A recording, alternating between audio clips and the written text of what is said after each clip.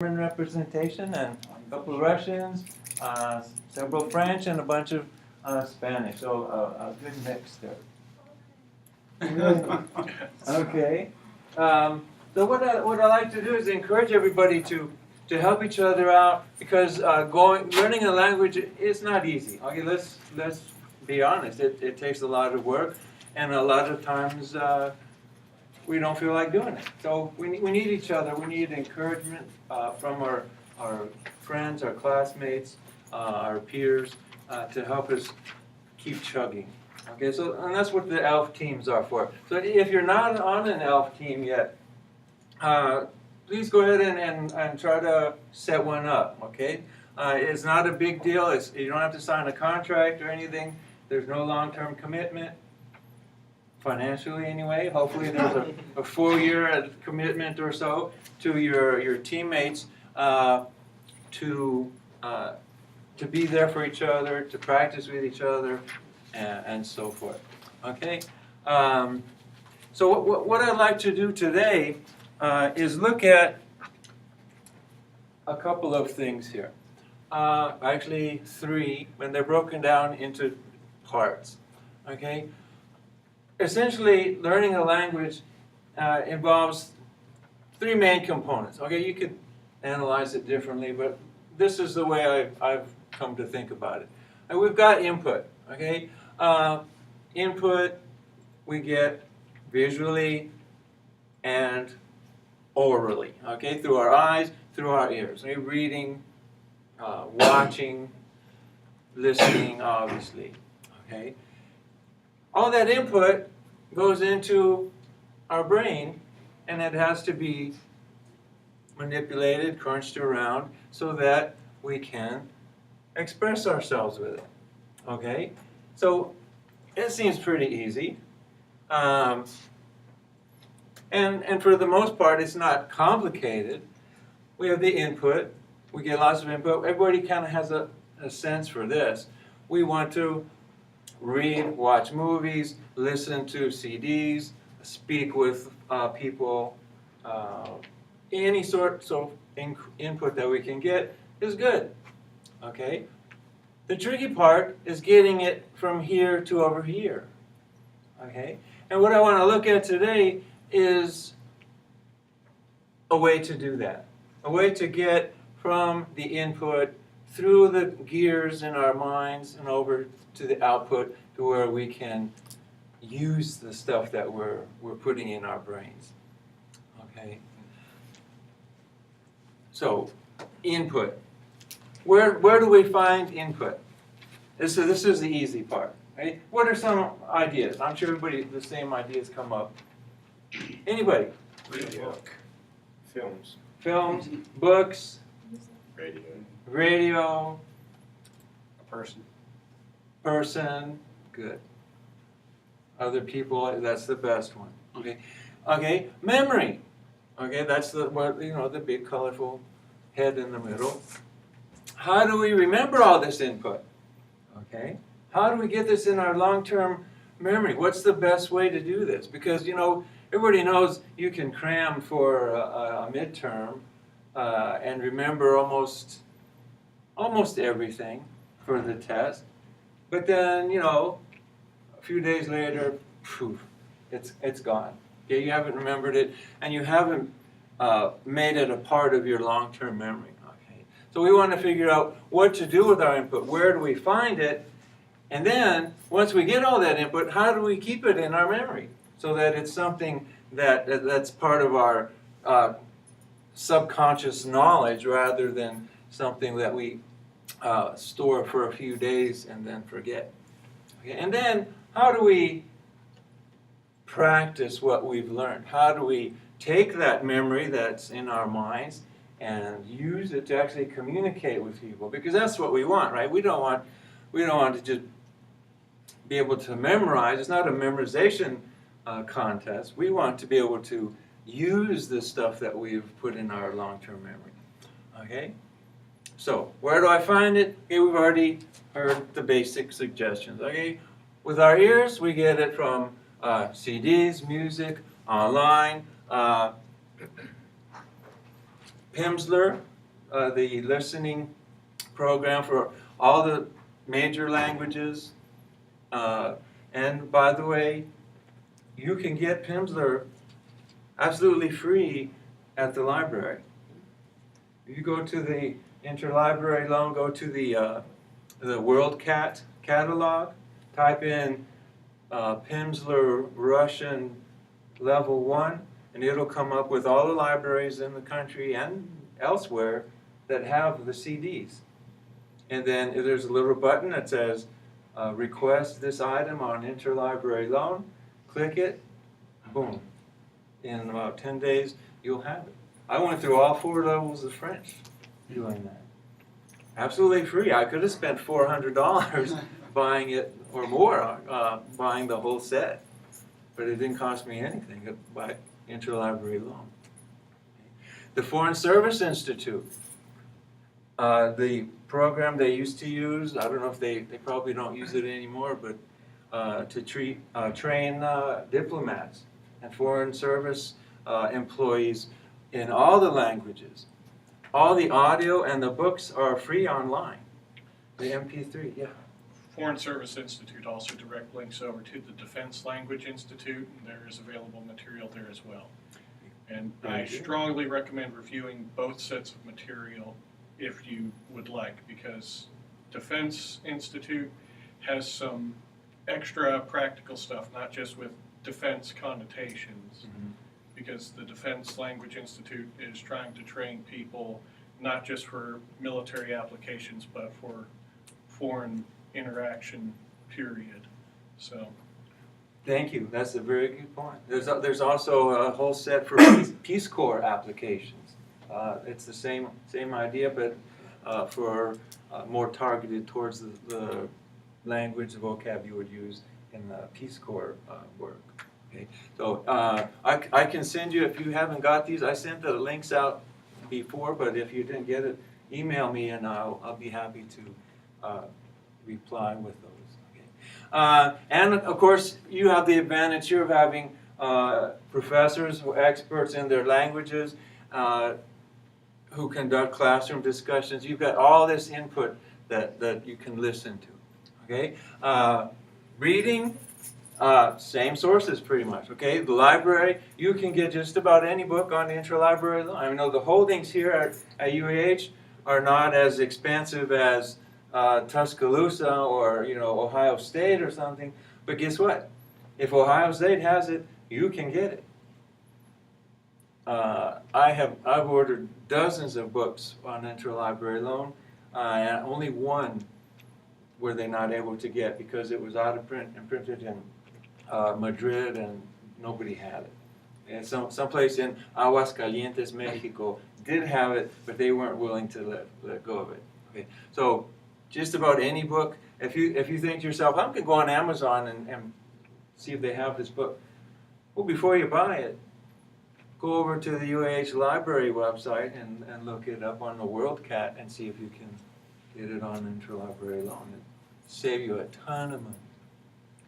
Of course, the internet, I don't think I really need to say much about that. Just tons of information for free, essentially for nothing. And of course, your textbooks, good sources for grammar. Right? Personal activities are a great source of input. Okay? Keeping a journal, talking to yourself, narrating your activities, what you see, what you experience, so forth. Just talking to yourself is a really good source of input. And discussions with your ELF team members and other people. Okay. I think personally, these are the best sources of input for one main reason. They show you where you are. Okay. If you're writing a journal, and you say, well, today I went to the library, but you're trying to say this in Russian, German, or French, or Spanish. Oh man, I don't know the word for library. Okay, write it down. Okay, make a note. Library, just write down library. Tell it to Siri or whatever. Okay, and we'll get to what we can do with this in a little bit. Okay, but with all these other forms of input, you can do the same thing. When you learn a new word or a new tense or mood or whatever it is, make a note of it so you know something that it's something that you want to put in your long-term memory. Okay, and we'll look at that in a minute, how to do that. Okay. So what can we do with all of this input? Okay. And how do we get to put it in our long-term memory so that it's not gone the next time I want to go to the library, so I don't have to keep looking up the word over and over. Okay? So what you want to do with all of these sources of input is keep track of what you could not say. Okay? Whether it's written, talking to Siri, or Cortana, or whatever it is, your voice recorder on your phone. Your phone is a tremendous asset for language learning. Right, so what could you not say? What words did you not know? What type of idea were you not able to express? Were you able to say that you wanted to do something? Well, maybe you need to look up that the way you would say such a thing in your target language. What words did you learn? What were new? What new words did you hear or read? Okay. Or encounter in whatever other way. Okay. Write these things down. Tell them to Siri, tell them to Cortana, tell them to your voice recorder, what have you. Write them on your hand if you have to until you can get to a more permanent thing. Okay. So what do you do with them? Put them in your long-term memory. Okay, like we mentioned before, short-term memory is only good for cramming for tests. Okay, we don't want to do that. We want to be able to have a quick recall of what we've learned by putting it in our long-term memory. And this is the focus of what I want to talk about today, is how to put stuff in your long-term memory. Okay, and I'm not going to talk about using mnemonics and things like that, which are good. They work for a lot of people. I've used them before. But I think this method, and this comes straight out of our ELF handbook there, the Fluent Forever book. Okay, how do we put them into long-term memory? Okay, so this is part 2, our brain picture there. How do we remember stuff permanently rather than short-term memory? How does my memory work? Okay, they've done experiments. I'm not a biologist. I can't use the technical terminology. I can't explain very much about the brain at all. What I know is what I've read, and it's been working for me. What I've learned is information is stored between your brain cells, not in them. Okay? It's between the neurons, not in the neurons. Okay? So what does that mean to me? Not much. Okay? So what? How does that help me? I'm going to tell you. So it's the connections that we make in our memory that help us to remember things better. Okay? They did an experiment. They trained some rats. Poor rats. They trained the rats to do the maze. Okay? They did the maze. They learned how to do the maze.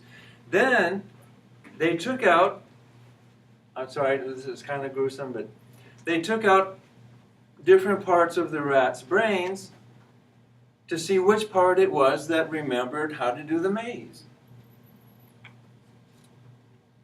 They took out every part of the rat's brains, different rats. They never forgot how to do, no matter which part of the rat's brain they took out, it always remembered how to do the maze.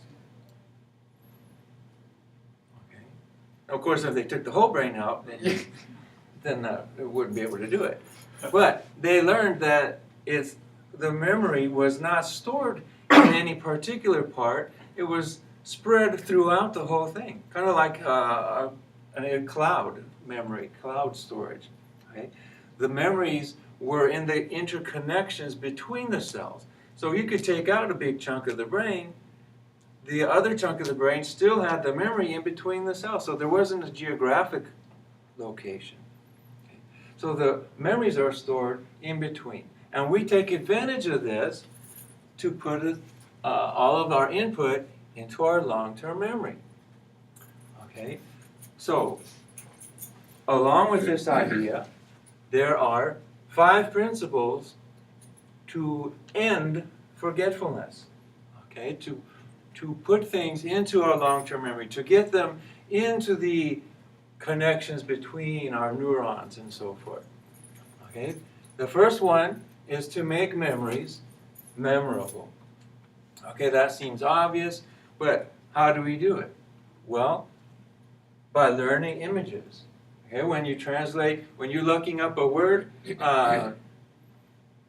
making a flashcard, for instance, if you write cow on one side and then vache on the other side,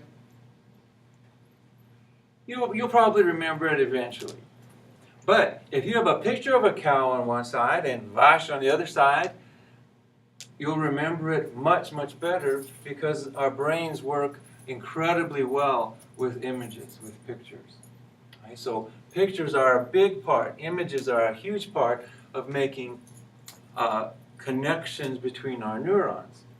Okay? Because there are parts of the brain that do have responsibilities that are geographical, so to speak. But memory is not one of them. So if we put images in one part of our brain, that's great. Sounds, another part of the brain. So if we listen to a native speaker pronounce the word for cow, that's added input. That's more area of our brain, more connections between our brain cells that we can strengthen our memories with. And then personal experience. So I went to my cousin's farm. I milked the cow. You put that memory in your head, and that's going to bring up all kinds of other images. Smells is another one that will go along with personal experience. Okay, obviously you can't put smells on a flashcard. You have to be really creative, but it's not easy. Okay, so with these 3, images, sounds, and personal experience, the connections that you make in your brain are going to be vastly multiplied over just written words. And again, this is also going to take advantage of your learning style. If some people are more visual, some people are more oral, some people like learn better reading. So if you mix them all up and add personal experience on top, you're making lots of connections in your memory. Right? Maximize laziness. Okay, how many times have you sat down and said, "Okay, I'm going to learn this principle of X, Y, Z," okay, and you read it and you read it 50 times. Then you get to the test and question 1: explain the principle of X, Y, Z. And what was that? I knew I studied that. Rote repetition does not put anything in long-term memory. That puts it in short-term memory. So if you just keep reading the same thing over and over again, repeating it, you're not putting it in long-term memory. Okay, that's good for a quiz, a test, or something that you don't care about. But we care about learning our language. Okay, so we don't want to do this. Okay, study a concept until you understand it, and then stop. And I don't mean stop studying, but stop reviewing the concept.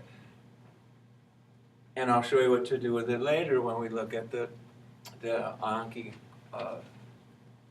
flashcards. Okay. So maximize laziness. Rote repetition is no good. 3, don't review, recall. Okay. What's the difference? Review means what it says, review, to see something again. Now you keep seeing it over and over, that's rote repetition. You're reviewing it. It doesn't create new connections in your brain. Right? So when you just review stuff, let me review the vocabulary words. And you just keep reading the vocabulary list over and over again, and you get to the test, and if it's in 20 minutes, you probably have a good chance of remembering most of it. If it's Monday, maybe not, okay? Reviewing doesn't put stuff in your long-term memory. Recall, however, it makes your brain use its connections to retrieve information. So quizzing yourself improves your memory, I forget the statistics, but a whole lot over just rereading the stuff, okay? So read it a couple of times, put it aside, and give yourself a quiz. It forces your brain to search for that information, and the process of recalling it makes added connections in your memory, okay? And other things in your environment, in the ambient, that's Spanish, in the environment around you, also will come into play. You'll remember where you were studying, where you took the quiz, and that's part of the linkages that are going on in your head. Okay. Principle 4, wait, don't tell me. Okay, so what does this mean? It means if you remember something just in the nick of time, again, this comes from recall, not review.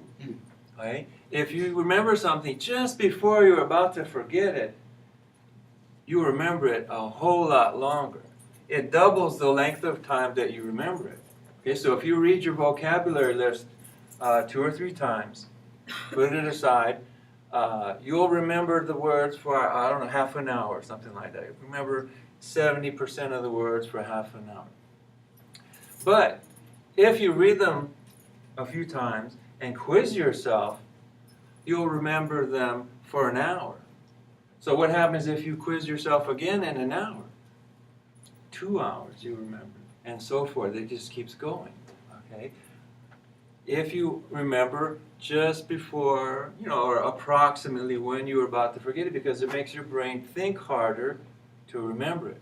Whereas if you just keep rereading the list, your brain will fall asleep and say, oh, this is what I just read. I don't need to remember this. Okay. So what if you almost forget it several times in a row? It gets into your long-term memory. Okay, so you quiz yourself after half an hour, another 2 hours later, put your stuff away, do it again tomorrow, quiz yourself a couple more times, once in the morning, once in the evening, once right before class, and boom, those words are going to get into your long-term memory because you've made all these connections in your brain, okay? And number 5, the 5th principle is to rewrite the past, okay? This doesn't mean change history. It doesn't mean go back in time. It means each time you remember something, there are environmental things going on, and the circumstances are different every time. So your brain stores all that as part of the memory. Okay? The connections increase in your brain because the words are set in a different context. Okay? You read that vocabulary once, you quiz yourself on it in your bedroom. Okay? Your brain remembers it. A few hours later, you quiz yourself in the car. Okay? Your car smells like Taco Bell. Okay? You're going to remember those smells, and those are added connections in your brain. Okay? So repeatedly quizzing yourself in different places, different times, and you don't have to do this intentionally. It just is going to happen. Even if you do it in your room at the same time, several times, one time you'll be hungry, one time it'll be sunny outside, one time it might be raining. This just happens naturally. But you have to be in the process of recalling it, not reviewing it. Okay? So, the more connections you make, the better recall you'll have. And if you do it at the proper interval, it goes into your long-term memory. Hey, Brian, email me and I'll send you the PowerPoints for what you remember. Thank you. That goes for everybody else. Okay, so do it at the proper interval, and here's a chart of it. I forget the name of the scientist who investigated this. It was a incredibly important study in the science of memory and how it works. He sat down to study a page, well, not a page, well, a whole ton of nonsense words. Okay? And then he measured how long he retained it. Okay? And depending on how long he waited to review it. And this was the chart. Okay? So after a day, he remembered 80%. If he reviewed it again, he would remember it all the way down, and you can see the forgetful curve. Okay, this is how long it took to forget it. But see, the interval for reviewing gets longer each time, and the length of time, you can see the curve. If you drew this curve out like this, eventually, if you've taken calculus and did well in it, which leaves me out, okay, but you can see that the curve is tending to get horizontal. So if you, it says reviewed, it should say recalled, but this is a picture, I couldn't change the words. Okay? If you recall this stuff, you can imagine eventually it's going to get in your long-term permanent memory. Okay? Because you've recalled stuff at gradual intervals. Spaced repetition system. Okay? The space between the repetition of your recalling increases, so it gets deeper and deeper into the synapses in your brain, and you have a stronger memory of it. Okay? So you'll be able to take out half of your brain, and you'll still be able to do the maze. Yes. Okay? Casey can do it with half his brain tied behind his back. Okay? So, 5 principles. How do we take advantage of all this? Okay, well, that's good theory, but we're not so interested in theory at this point. Okay, you know, if you go to graduate school, you might want to look into the nuts and bolts more. But how do we take advantage of this in the real world? Okay, well, you've got all that input, and you wrote down all the words and concepts that you could not remember or that were new to you. So you have a record of the things that you need to put in your long-term memory. All right?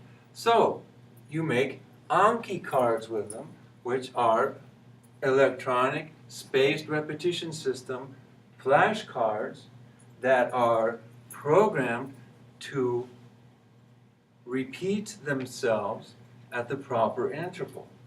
Okay? So when you review, you make a flashcard, you review, you think to yourself how easy, how hard it was, and there's buttons at the bottom. You say, oh, this was easy. It's okay, so it schedules the card for a week later. If you put, this is hard, it might do it tomorrow. Oh, and there's a little box. I could not remember this word at all. It'll do it in a minute or two. Okay, so the harder it is for you to remember, the closer it puts it, as far as repetition of it, until it gets pushed farther and farther out into your permanent memory. Okay, so Anki SRS, Spaced Repetition System.net, is where you can get this app.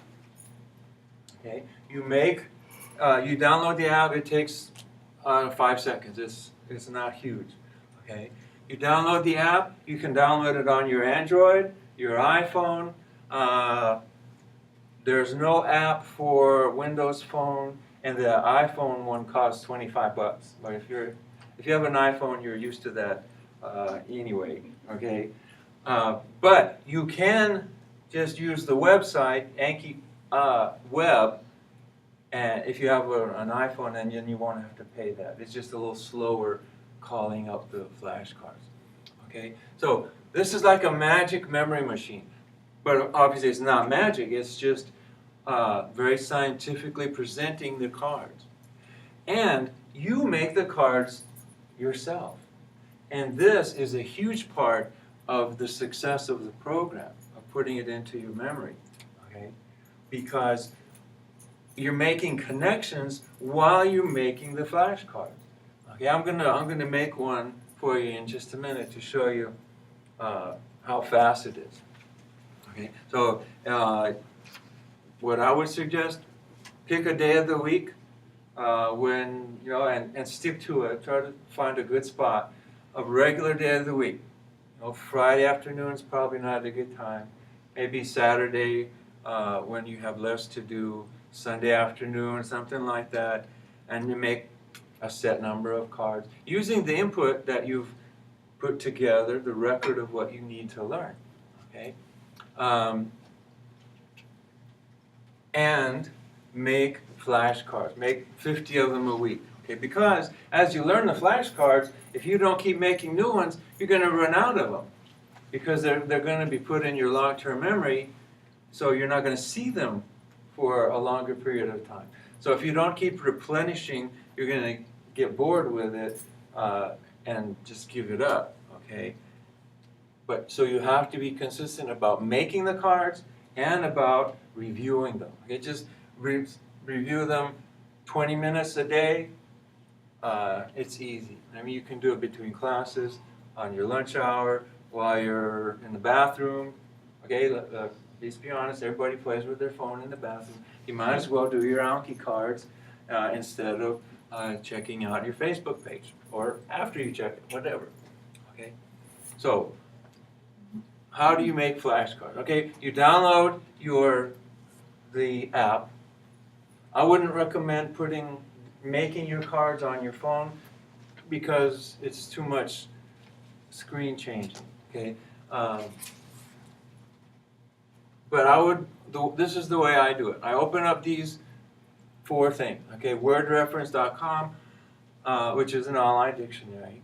Forvo.com, which is a site where people from all over the world pronounce words in their native language.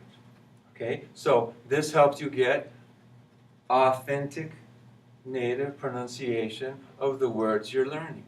Okay, you want to avoid putting any English on your flashcards. Okay, now when you're looking for them, you have to have a little bit of English, but you don't want to put English on your cards. Okay, you want to be thinking in your new language, right? And images, .google.com, obviously, for the pictures. Okay, so let me show you real quick how I make these flashcards. Okay, all right. So the first one, the Anki deck. Okay, I've already downloaded the thing, the app. Okay, so you've got decks. You can add decks, name them. So if you want to put nouns, verbs, grammar, however you want to name them, it's totally up to you. Okay, so I named mine French 625. Okay, the 625 basic words that Mr. Wyner recommends in the book. Okay, but up here at the top, you see it says add. So once you set up your flashcards, okay, you've got that. So it'll show you study now. You click that, and it'll go through the cards as they are prepared for you. Okay, but to add, you just go up here to where it says add. Okay, so that'll open up this one. Okay, so you've got front, you've got back. Very, very common sense. Okay, what I do is I go to first I go to wordreference.com. If I have no idea what the word is, okay, how do you say cow in French? Vache, and it's feminine, so la vache. Okay, so I've got the word in French. Okay, then go down to Google Images. There we go. All kinds of vache. Purple vache, black and white vache, Euro vache, all kinds of vache. I don't know. That doesn't look like a vache, but anyway. Okay. And if you've got it set up right, it will translate. So if you find This page was originally in French because I looked for vache. I didn't look for cow. So that's why you go to word reference first. Look up the word in your language, and then it will translate it, once you set it up, into English. But if you hover over it, it'll put it in your other language. Okay? Cow Bay was born on the farm. Okay? Here's the French. Vache Bay est née sur l'exploitation. Elle grandit auprès de sa mère. Okay? Cool. That's more exposure to your language. And you can even put the sentence on your flashcard, okay? But we don't need to do that yet. You can if you want to, obviously. And it's I do that a lot with my flashcards. Okay? So you pick the picture. Which is the most impressive vache? I like this one. I think so I'm going to drag it to my desktop, and then I'm going to drag it to the front of my card. Boom, there's the vache on my card. Okay. Next, I'm going to write, not cow, I'm going to write, and it's feminine, so I want to put the article there, la vache. Okay, so now you've got an image, your brain remembers, yeah. This may just have been for me, but you know you can just copy and paste, right?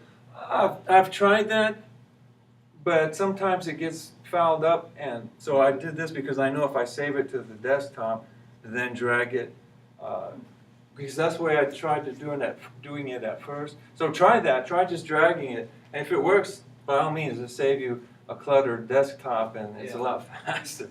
So that's a good suggestion. You know, just try dragging it. If it works, I was doing it on the Mac, so maybe that's why. Maybe that's why it didn't work. I've got a Mac, and I've got Wyner's little script where he goes to all 4 of these sites at once, and you can just cut and paste, put it in, it hits all 4 sites, and there's no typing. That's even better. Okay, you have to show me how to do that. Okay, but for now, you've got the picture of the vache, you've got the word la vache in your French, and then I'll open up Forvo, and I typed in vache already, and I click down here on the word, and it will open up different options for me. So I'm going to pick, well, it already clicked it for me. So it will tell you even the region where the person pronouncing the word is, or where it was recorded. Right? So I'll just pick one. I'll pick the first one. Did you hear it? It's kind of soft. I don't have it turned up all the way. So that one sounds okay. So I'm going to click download the MP3. I'm going to save it to the desktop. And like you said, you could probably drag it. But I know if I let it download first, then I can drag it and put it on. Okay? And then it'll be there. And you can mix and match. You can push the sound with the picture. You can put it with the word, however you like. Okay. So there you go, and you can put more sounds. And if you want to find an audio of a cow mooing in French or whatever, you can put that on there too. Okay. You can put more than one picture. You can put more than one sound. Let me show one thing while I got it up. I have fallen in love with the International Phonetic Alphabet, the cow. There. So for all of the words that dictionary gives, it doesn't have it for all of them, but for 80% of them, I also highlight that, drag that into the pronunciation box, put that in first. So I got the IPA of the word, and then underneath it I've got the little download for the sound.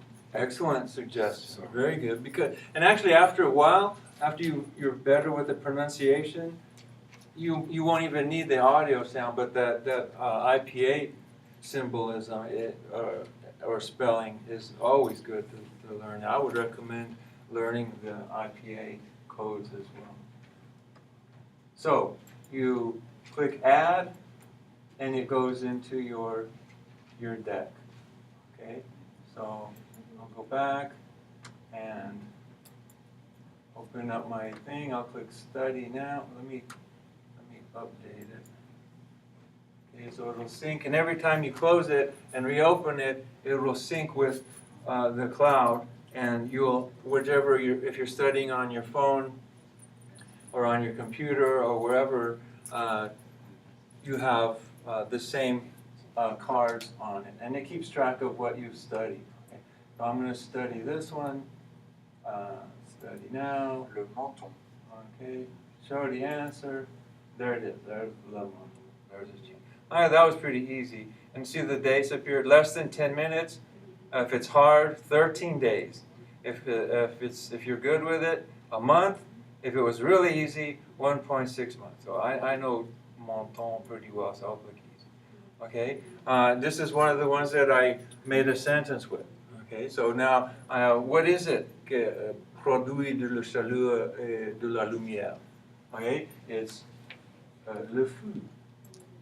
Okay, so that was pretty easy. So I'll click good, and the next time I do the cards, it won't come up until whatever it said 8 days later. Okay, so the interval gets longer, the easier it is for you to remember. Okay, le doigt de pied. Okay, some toes. So if you get weird pictures, it helps you remember it even better.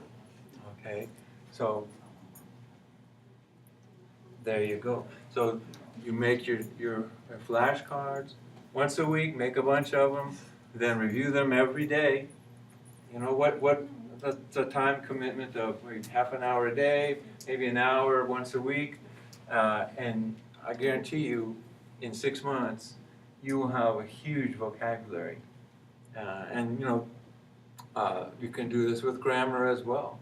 Okay, by choosing a sentence from your textbook that demonstrates the grammar point, and then you make maybe 3 or 4 flashcards, leaving out different parts of the sentence each time, and on the opposite side of the card you put in the correct word, so that eventually with time it goes into your long-term memory. So that's how to make the cards. I really recommend it. I promise if you do this by next fall, you do this every day over the summer, you can take the placement test and maybe skip a course or something, because your vocabulary is just increased tremendously. Okay, so I closed it, it's syncing, it saved my new card, and boom. Okay, so any questions about that? Comments? As far as the comment goes, because I can't use the phone for it, like you said, just creating cards is too much of a hassle. If you use a computer, or maybe you leave a computer at home, but you still want to view your flashcards, if you create a file with AnkiWeb, that syncing does sync up with AnkiWeb, so you can just sign into AnkiWeb on any computer via the web browser. Definitely. Do that. Yeah, you come in here, we've got nice big monitors in here. Drag and drop is really easy in here, and I will go ahead and download the Anki app for it. The whole purpose of joining the web, you do not need the app or to download it. You just do it. Well, that's right. Yeah, but so it's even easier if you're only going to do it on a computer. You can do it anywhere where you have internet access. So really good. What did I do with my pointer thing? There it is. Are you going to mention all the other resources for free Anki decks? Why don't you go ahead and do that? Okay, so when you go out to the Anki deck, there's a thing, I can't remember what it's, Share. If you go out there, you can pick your language, and then we've looked at German, French, and Italian. For German, there's like about 1,000 websites, and you can just go through and see which of those Anki decks you want to download. You doing that, of course, you miss the advantage of creating your own cards, which is part of the learning process. But for some of the things, making the cards is a little bit of a pain. And so if you you can't learn the preteritum in German, there are decks already out there to test you on the preteritum. All of them are free, and you just download them. So I've been running 3 Anki decks since the 1st of December. One of the ones was the FSI thing, which is kind of hokey. It's very much 1950 oriented kind of It's- stuff. it's old-fashioned stuff, But but- it's old-fashioned, but it's still German, and it was free. They gave you 3,000 cards. The other thing that I really, really love is Wyner is in the process of making what he calls pronunciation trainers. And the only ones he's got ready right now are French and German. But these are really wonderful. He uses this IPA system, and he has a sound for each of the IPA symbols in the target language, and a card and a picture for that.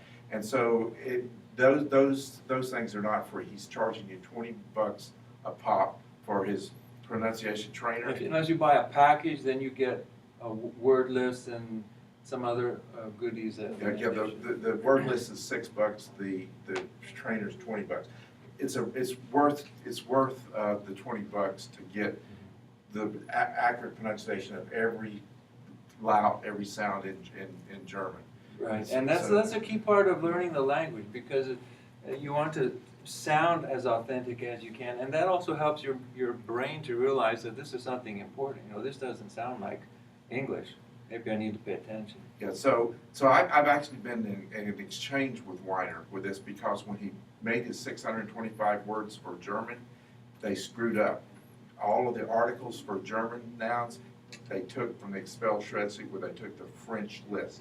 So he's got the French articles in front of the German nouns, which is a giant mistake. So he has like Wilhoon or something like that? It's, yeah, well, actually, he doesn't, he uses just M and F for masculine or feminine.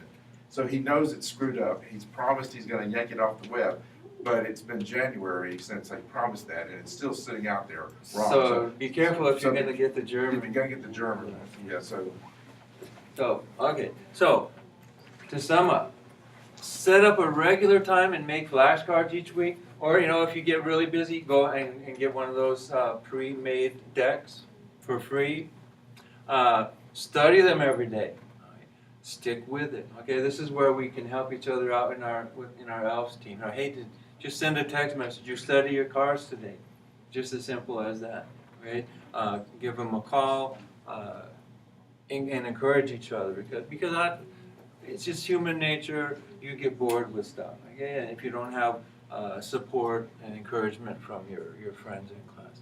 Okay, but in a few months you will have learned just tons of words, and your grammar will have improved, and it'll be in your long-term memory. You don't have to sweat it out trying to remember, oh man, how do you say this? How do you express this thought? Because it'll be in your memory. Okay, and how do you use it for yourself? Okay, our goal is not to memorize things. Like I said, we don't want it to just be a dictionary where people know, well, go ask Fred. He knows everything. He knows.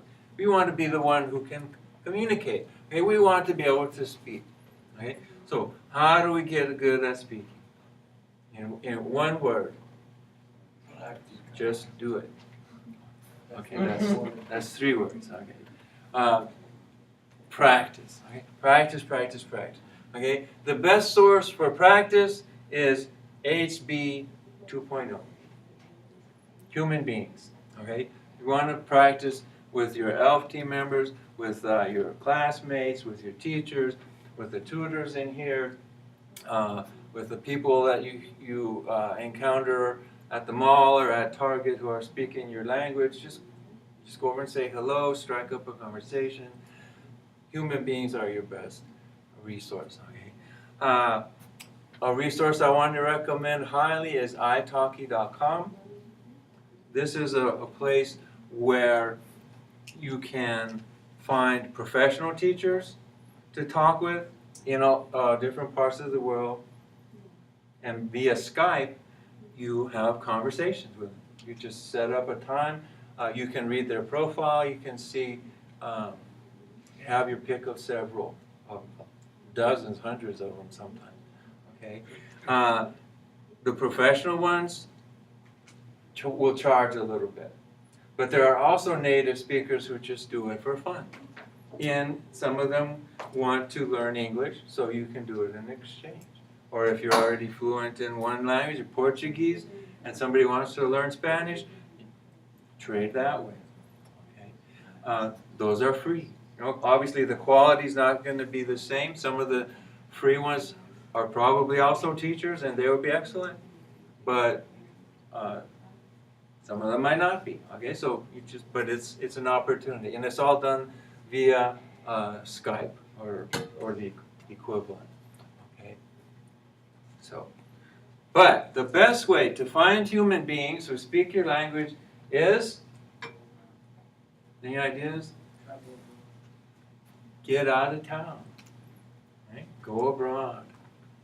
Right? So I would suggest you make this your ultimate goal. Study abroad. Go to France. Go to Germany. Go to Russia. Go to Quebec. Go to Ecuador, Costa Rica, or Japan. Anywhere. Just go. Just get away. Go away. Leave us alone. Go use your language. Okay. So there you go. Any questions or comments or thoughts? I have one comment regarding with human interaction and studying together. I did one rotation as an instructor for Hungarian with the Defense Language Institute, and one of the things we implemented in the classroom, myself and my other instructors, we did an evaluation with our students, and our students that after the first week had picked up the most, we paired off deliberately the best students with the worst students as a mandatory study partner, and we basically had them commit themselves to about an hour of time per day, just working together and primarily working in the target language. That is a system that we found that got the most out of the students, because the more effective speakers were learning and making better connections and giving themselves better recall by teaching to the less developed student, and the less developed student was getting the benefit of the expertise that came from the more advanced student.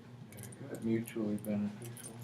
And that's something, maybe you don't have an hour a day, but an hour a week, or 20 minutes a day, something like that. And this is what your ELF team is for, so to help each other out in lots of different ways. So if you don't know enough people to get an ELF team together, let me know. You can send me an email, carl.keller@UAH, or elf.team.leader@gmail, and I will find some more people or refer you to one of the teams that's already put together. If there's any other way I can help, let me know. If you want to, you can email me and I'll reply with, and I'll attach the PowerPoints. You'll have the links and so forth. If you haven't had a chance to get this yet, I highly recommend it. Fluentforever.com. Tons of information. They have a forum on there. Were you going to say something? Yeah, so in the back of that book, he's got an appendix for each language with the list of books that he has found most helpful to that language. So I've bought the books for German, and they're wonderful. So one of the things, there's two that really have helped me a ton. I think of the frequency dictionaries. So what words should you learn? You learn the words that are most used in that language. So he gives you a dictionary based upon the frequency of use. So that was really great. And then the other recommendation that he had that at first I was slow to accept, but I now love, is using only dictionaries in your target language. When you have your dictionary doesn't do English to German, it's German, and that's turning out to be a really good suggestion as well. And you can make flashcards with those definitions as well. That's a great idea. Okay. I'll just caveat one thing on going abroad. Don't be afraid to go abroad. Do not be afraid to test yourself. I can speak from personal experience, knowing a little bit of Finnish, but not a whole lot from family connections. When I went to Finland and I just had to use Finnish all of the time, I learned much more and I developed my fluency much faster. It was the same principle we kind of found with the Defense Language Institute. Once we got past initial instruction with what was really lower level intermediate instruction, because we were trying to get students to learn the language quick, because with DLI sometimes you only have as little as 8 weeks to give someone an operational efficiency. Right. So it's total immersion, and you put the stress on the students by just working only with the target language and forcing them to work with it and learn and adapt. And I'm not sure of the exact science behind it, but you do learn better with a little bit of stress. So going abroad and putting yourself in that environment where you know you're dependent on your language skill will help. And doing the best you can to simulate it as well will help your memory recall. Very good, thank you, good point. Anything else? Okay, well, thank you for coming. Look forward to seeing you again, and keep working at it.